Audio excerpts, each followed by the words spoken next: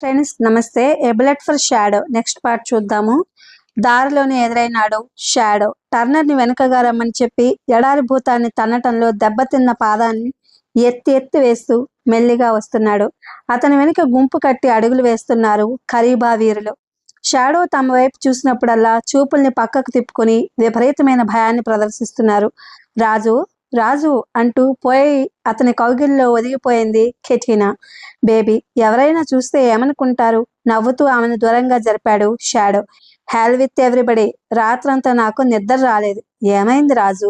ఎడారి భూతం అంటూ షాడో ముఖంలోకి చూసి ఆ ప్రసక్తిని వదిలేసింది కెటీనా.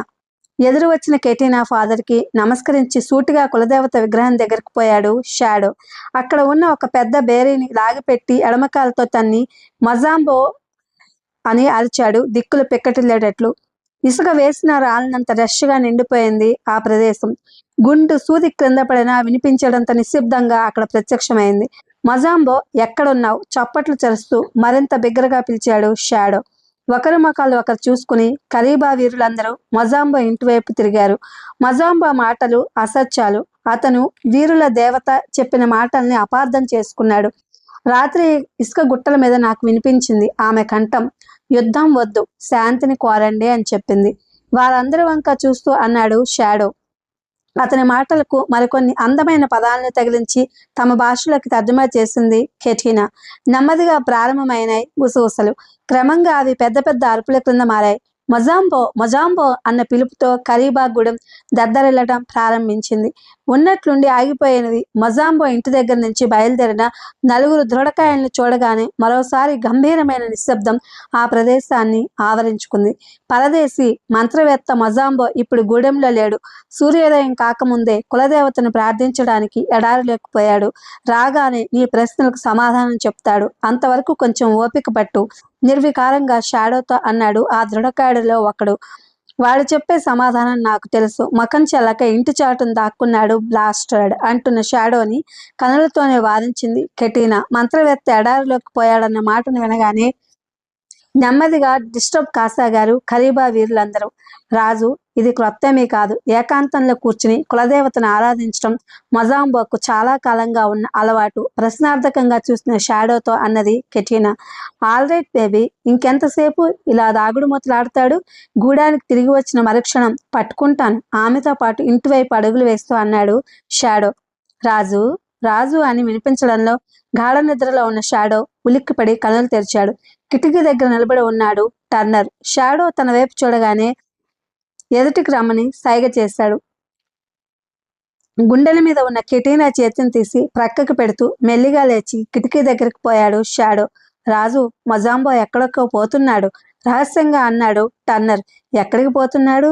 ఇంకా ఎడారిలో నుంచి రాలేదు కదా ఆశ్చర్యంగా అడిగాడు షాడో. అని నువ్వు అనుకుంటున్నావు. పగలంతా ఇంట్లోనే ఉన్నాడు దొంగ రాస్కెల్. ఇందాకే బయలుదేరి వెనుకదారి గుండా ఎడారిలోకి పోయాడు పళ్ళు కొరుకుతూ చెప్పాడు టర్నర్.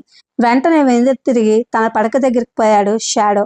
తలగడ క్రింద ఉన్న డాగర్ని రివాల్వర్ని అందుకుని నిశ్శబ్దంగా ఇంటి బయటకు వెళ్ళాడు. ఇంటిని దాటి 2 అడుగులు కూడా వేయకముందే చిన్నగా వినవచ్చింది అతనికి సుపరిచితమైన శబ్దం. ఉలిక్కిపడి అటు చూసిన షాడోకు మొండి తోకను ఊపుతూ చిందులు వేస్తున్న ముసలి వంట కనిపించింది. ఆల్ రైట్ ఓల్డ్ బ్యాగ్, మళ్ళీ నీకు పని తగిలింది. ఈసారి క్రింద పడేసి పారిపోయావంటే నేనే స్వయంగా తీసుకుపోయి ఎడారి సింహాలకు అప్పచెప్తాను అంటూ చెంగున దాని మీదకి ఎగిరాడు షాడో. దాని ప్రక్కనే నిలబడి ఉన్న టర్నర్ చేతిని అందించి వెనుక కూర్చోపెట్టుకున్నాడు. పెద్ద పెద్ద అడుగులతో పొలిమేరల వైపు బయలుదేరింది ఓల్డ్ బ్యాగ్. పొలిమేరల దగ్గర నిలబడి ఉన్న కరీబా వీరుల్ని చూడగానే దాన్ని ఒక ఇంటి చాటును ఆపేశాడు షాడో. ఎందుకు రాజు? వాళ్ళు చూస్తే ఏమైందట అడిగాడు టర్నర్.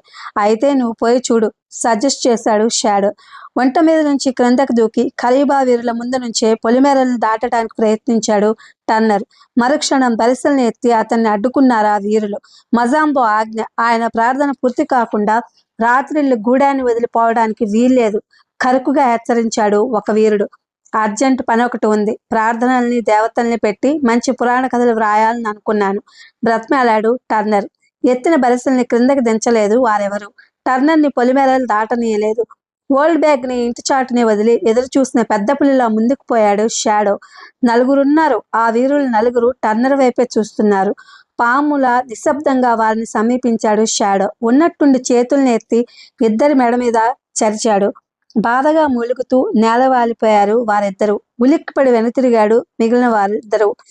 మెరుపు మాదిరిగా కదిలాడు టర్నర్. వెనుతిరిగిన సైనికులు తమ ముందున్న షాడోని గుర్తుపట్టేలోగానే దడేమని వాడి మెడల మీద పడ్డాయి అతని పిడికిళ్ళు.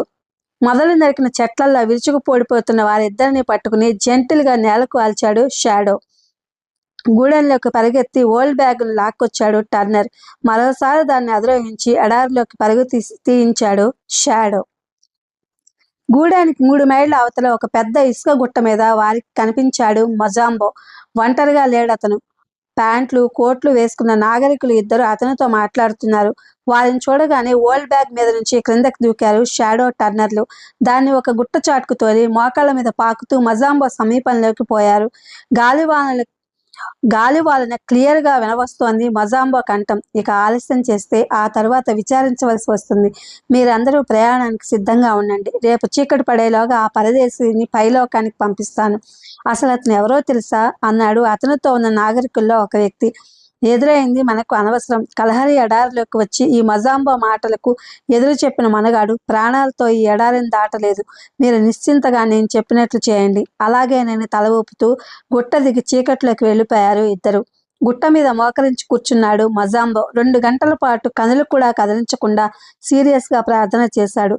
రాజు నిజంగానే మంత్రాలు చదువుతున్నాడా? ఇది friends, A Bullet for Shadow return by Madhubabu garu. Thank you for watching.